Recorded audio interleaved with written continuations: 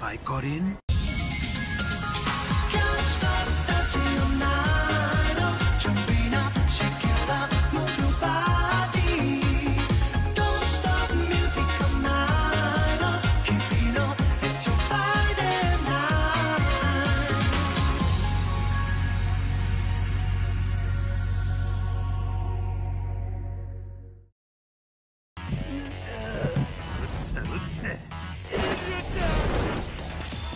Rivals in video games. They're a staple in a lot of stories and serve as a means to push the player to do better. This can be done through gameplay, narrative, or in the case of Virgil,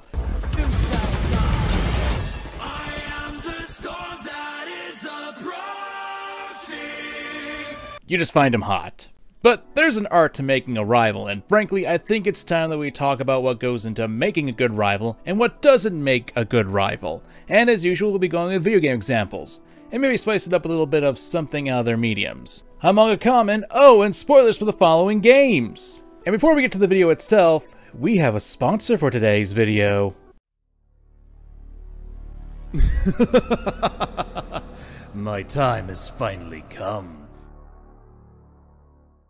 This video is sponsored by Raid Shadow Legends! Every great game has some serious challenges waiting near the end, something that you can really dig your teeth into if you want to master it. Well, in Raid Shadow Legends, that endgame is Doom Tower, and it's a heck of a ride. This tower is basically a giant prison. The Arbiter fought a pack of really nasty bad guys a long time ago, but she wasn't strong enough to take it out for good. So instead, she locked them up in a massive super tower until she figured out how to deal with them. Well, it's been a few thousand years or so, and there's still a Doom Tower, so I guess we know how that went. What's worse is now Sephiroth is leaking back into the world, and the Arbiter doesn't have the power to keep the wards up. So the Doom Tower is failing, and it's up to us to go in there and knock some heads before they get out. Hoo-yah! To climb the top, you're gonna need an army of champions. The regular Doom Tower floors tend to be pretty easy to deal with if you've got a strong team, but the bosses are really tough, so you need some serious specialists if you're gonna beat them. And this month, Raid just released a brand new giant feature, Awakening, a brutal new dungeon, the Iron Twins Fortress. If you're good enough to take down the Iron Twins, you'll see a huge payoff, being able to awaken your champions. Awakening your champs lets you use a powerful blessing that can transform how they perform in battle. I absolutely love how awesome some of these blessings look, and there's so much variety. This whole feature has added an entire new level of depth and strategy, and I've been having a ton of fun playing around and testing things out. But wait, here's the big news. Raid just released a super-powered legendary version of everyone's favorite champion, Death Knight. Oh yeah! The whole Raid community has been waiting for this for a long time, and the ultimate Death Knight is everything we hoped for. He's poised, he's powerful, he's perfect, and the best part is, everyone can get him for free. All you have to do is log in and play Raid for 7 days between now and October 27th, and you'll get the ultimate Death Knight to your collection, just like that. There's seriously never been a better time to get started, but there's more. You can also use Dark Rises promo code for a bunch of free items to instantly level your new strongest champion all the way up to level 50 5-star Ascension. And if you haven't started playing Raid yet, click my link in the description or scan my QR code here on the screen that I've been playing throughout this entire advertisement, and you'll get unique bonuses worth $30. We're talking a free epic champion, Anya, 200k silver, 1 energy refill, 1 XP boost, and 1 ancient shard so you can summon awesome champions as soon as you get in-game. All this treasure will be waiting for you here, and it's that easy. Just click the link in the description and I'll see you in the game. Thanks again for Raid Shadow Legends for sponsoring this video. Now let's get back to the actual content. Hey! I see you finally made it! I was hoping you would. So, before we can actually begin this video, we need to make a few things clear about what is a rival. I'm sure a lot of people are thinking, we know what a rival is, Common. We're not stupid. Ah, but don't you know, I'm the guy who loves to hear himself talk. And besides, it never hurts to refresh yourself on what is and isn't a rival, and make sure that we're all on the same page. To put it simply, a rival is a character that frequently appears before the protagonist, challenging them in some manner that instills growth into the characters, as well as motivating the rival as well. This is done to make sure that both characters push each other to do better in their own endeavors. Now, to make it clear, you don't need to have the characters become friends at the end of the day. You don't even need to have them respect each other. Although, I will spoil a later part of my video and say that in my opinion it makes them better. But there are a ton of varieties to the rival character. Rivals in love, the villainous rival, the evil counterpart, the jerk, and many others. Way too many to really cover them all without being as annoying as all possible. This, however, leads to a good question. What makes a good rival, and what makes a bad rival? Well, let's answer those questions, shall we? 12 shots.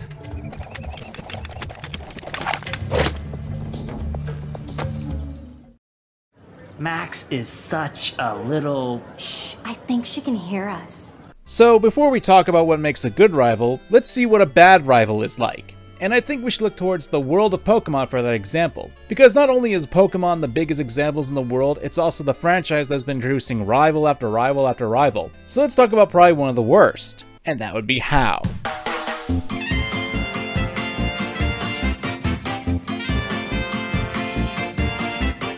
To make a long story short, Hau was your rival in Pokemon Sun and Moon, and the re-releases of Ultra Sun and Ultra Moon. He's a happy-go-lucky islander from the land of Alola, and if he were just a personality character, he'd probably be at the very least a fun character in the game. However, as a rival, Hau leaves a lot to be desired. You see, the main concept of a rival is to literally challenge the protagonist. In this case, you, the player. They don't have to win every battle they're in, but if they're capable of being a tough little battle in of themselves and give you a run for your money, then that's something to be proud of. Now, we can talk about the logistics of Pokemon's battle system all day and night and how the challenge system in that game has been royally but then, from the beginning of the game, Hau picks the starter that is weakest to yours in elemental strength, so right out of the gate, you're already at an advantage against your rival. And really, this is something akin to Pokemon's design philosophy, which I've talked about in the past. But it really hurts the competition factor that your rival decided for some reason to pick the starter that's weaker to yours, a trend that continued in Sword and Shield, and one that at this point I assume will be done in Scarlet and Violet. The reason why this is bad is that it makes it harder for the rival to actually get a win, especially when you compare Hau to, say, Blue from Pokemon. When you consider the first games in this series, sure, you could beat Blue in battle, but for some reason he was able to beat the gym leaders before you. That little victory that he had over you was something that a lot of people wanted to fight against. While you can beat him in combat, the fact is that this spoiled little brat managed to beat all the gym leaders and even became the Pokemon champion before you still gave him a victory, and it proved that he was able to accomplish what you couldn't yet. It was a narrative tool to make up for the fact that you could push this little guy's smell you later attitude back in his face. Not to mention, it really feels like Blue was his own character, which is amazing when you consider you could barely put a story onto the Game Boy. Now, I will say this, and I'm sure that a lot of people are going to bring up the friendly rival aspect, especially in Pokemon, is a detriment.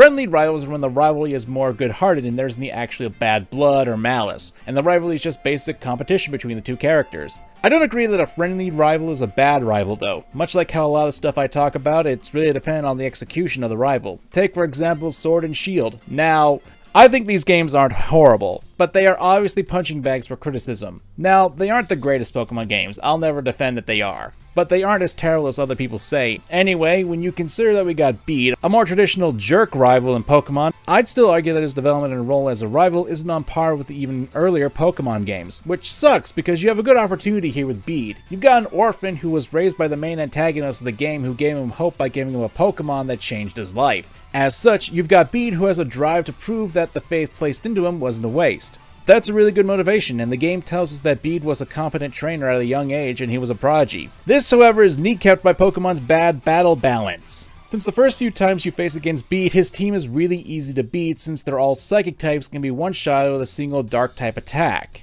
So the rival aspect is diminished, and throw in the fact that there's a major lack of screen time and interactivity with the player, Bede falls short of being an effective rival, at least in my humble opinion. But what makes a good friendly rival? Well, let's look to another series, at least before I got kneecapped.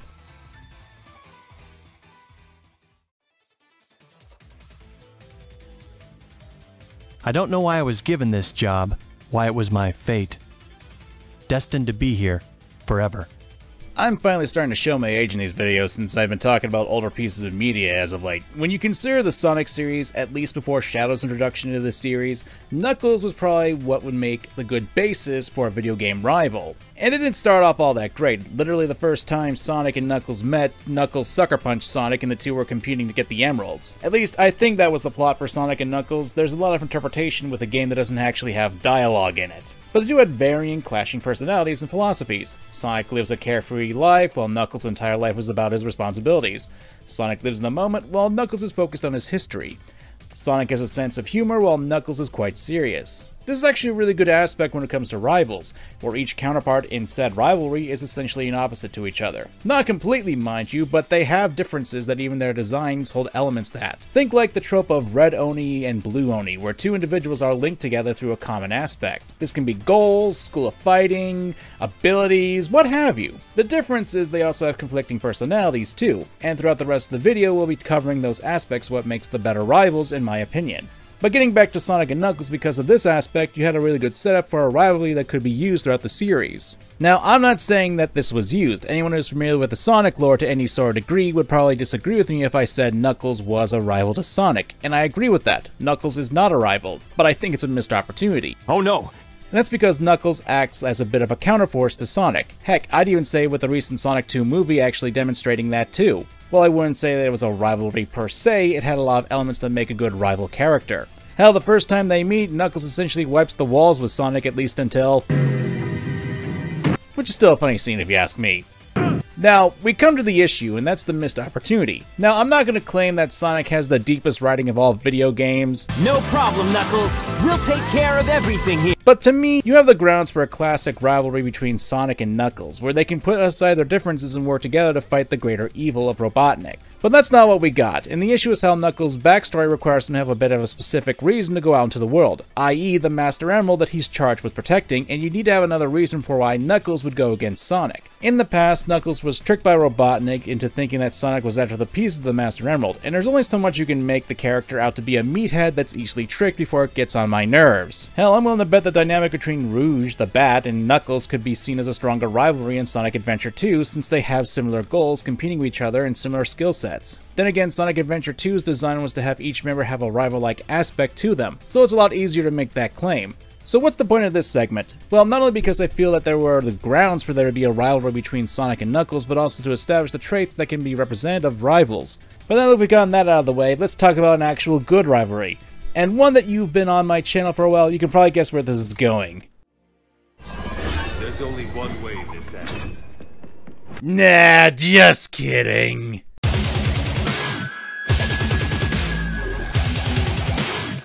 Some may say I have an obsession with this game, and they'd be right.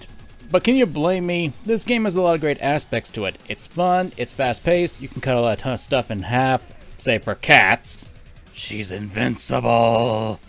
And has a really good rival dynamic between Raiden and Sam, which is amazing when you consider how little screen time and interactivity the two will have. Then again, that could be because the story of Metal Gear Rising can be done quite quickly.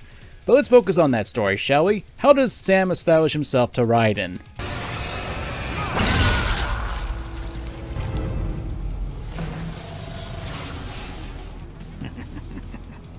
By showing to the players that he's an active threat and can even be better than Raiden is. This establishes early on that Sam is a threat and one that the players need to overcome eventually. Even if you manage to parry all of Sam's attacks, his attacks are so powerful that you still have your health being drained. And to make things worse, Sam delivers a powerful blow to Raiden's eye. So not only do we have Sam's skills being established to be better than Raiden's, but we also demonstrate his threat level at the same time. Both characters are swordsmen, and showing that Raiden was outplayed by Sam, it makes it so the player wants to get better at the game just to beat him. There's also one more thing you need to consider. Oh, I see.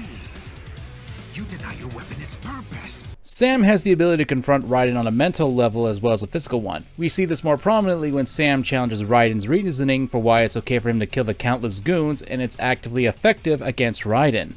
Not every rival needs to shake your protagonist to the core, but they should challenge them in some way. Sam happens to challenge Raiden both on a skill level and on a psychological level. Hell, you can even argue on a personality level too that they act as good counters to each other. Raiden is a much more serious character in this game, if not unintentionally and comical. Meanwhile, we see Sam as a more laid-back character, even to the point where he's referred to as Minwano, a cool southwestern wind. Even the concepts of the two characters come into play here, with Raiden and Sam's concepts of lightning and wind being representative of the rivalry between the Shinto gods of wind and lightning. Raijin and Fujin, two of the most feared and respected amongst the Japanese gods, and for good reason, as their mastery of lightning and storms could ravage the lands. And much like Raiden and Sam can ravage anyone who comes across their paths, they can be devastating. There's also one aspect of rivals that I haven't touched upon, and that's the final battle between them. Now, it's not a requirement to make your rival be the actual final boss of a game, but I'd argue that it does tend to have a bigger impact. Still, with Raiden and Sam, their confrontation is extremely iconic.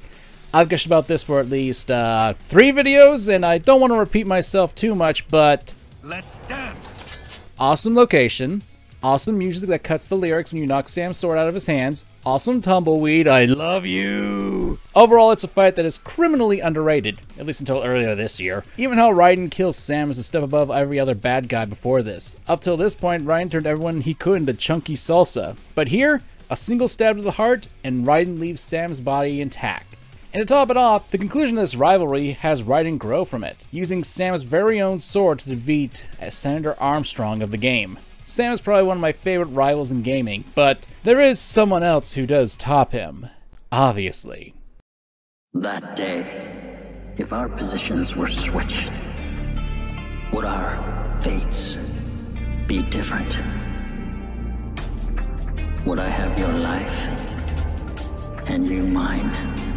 But you promised me a party, and that's what I want. That's up to your skills.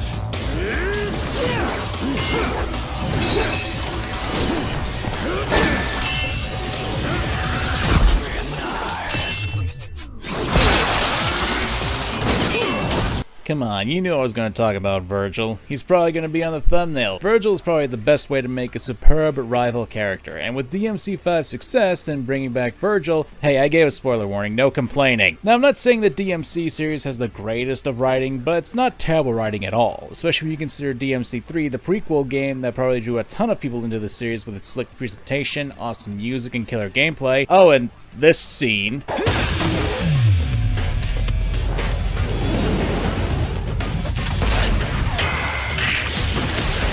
You're always going to have some people going, sick. The game revolves mostly around Dante and Vergil, the sons of the legendary Dark Knight, the demon Sparta. What makes them interesting is they both have trauma from when they were younger and their mother was killed by demons. Both brothers deal with their trauma in different ways, with Dante having a much more goofy and fun-loving exterior. There's a reason why he likes strawberry sundaes and gorging on pizza. God fucking damn it, Common. It's 1 a.m. I haven't been able to sleep. And now you got me hungry for pizza. What is wrong with you? And Vergil, well, he hides it through his obsession of power. You can even say that Dante embraces his human side more than his demon half, and Vergil's the opposite. Hell, even their outfits and weapon choices reflect this, when you have Dante wearing a bright red coat and slicked down hair. Meanwhile, Vergil wears blue and has his hair slicked backwards. Dante's main weapon, Rebellion, is a large double-edged sword. Meanwhile, Vergil's Yamato is a katana that requires a lot more precision and skill to use effectively. Now, if you couldn't tell, I've established the Red Oni, Blue Oni rivalry dynamic, as the two characters are almost essentially polar opposites to each other. So where we got the basis of a great rivalry in the works, as they have similar skill sets, abilities, and origins, but are starkly different from each other. But the gameplay aspect is what makes Vergil a great rival. Even if you're the greatest DMC3 player of all time, I'm willing to bet that you still lost to Vergil a few times at the top of the tower when you were starting out. The rain falling down, blades crossing, and then the sick moves. And even when you manage to defeat him, Vergil reveals that he was holding back and manages to defeat Dante rather easily. Even if it's not through gameplay per se, you're still given a goal alongside Dante to defeat Vergil. I mean, he stabbed us! We gotta get him back for that! Even more so that once you defeat the Beowulf boss, you don't get the devil arm that you normally would get from the other bosses. You know who does? Vergil! He takes the weapon that you earned! All the more reason to kick his butt! I hate you! I hate the air that you breathe.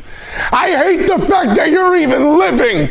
You make me sick. The reason why Vergil is one of the best, if not the best, video game rival is because of how effective he is portrayed in the story and gameplay. He acts as motivation for the player and Dante to improve, because Dante loses to Vergil, despite the fact that Vergil has at that point only his katana, the Yamato. Despite all the devil arms you have collected, you and Dante lose. And that's what makes Vergil an effective rival, because he acts as a means for the player to improve alongside Dante. And in the end, both the player and Dante surpass him and become stronger. There's also the moment where you actually join up with Vergil to fight a boss, and I have to admit, hearing the word Jackpot by both of them is just a satisfying moment. And then when you get to the final duel, the final test, that's when everything is put to your feet. And when you have this tragedy going on, you can't help but feel sorry for Vergil. Almost in a sense you want to root for him to win too.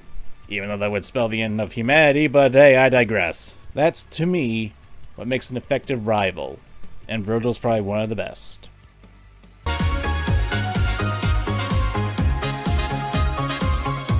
However, that's just my opinion on the matter, and just because I talked about some bad rivals, good rivals, as well as what I think are the best rivals, that doesn't mean there aren't other options and other suggestions. I'm pretty sure that everyone out there has their own standards to what makes an effective rival in and not only gaming, but other forms of media, and I want you guys to tell me what you guys think of what an effective rival is. So if you made it this far, please consider leaving a comment telling what you think makes a good rival, and if you agree or disagree with my stance on the matter. I'm Manga Comment, and thanks for watching. Have a nice day.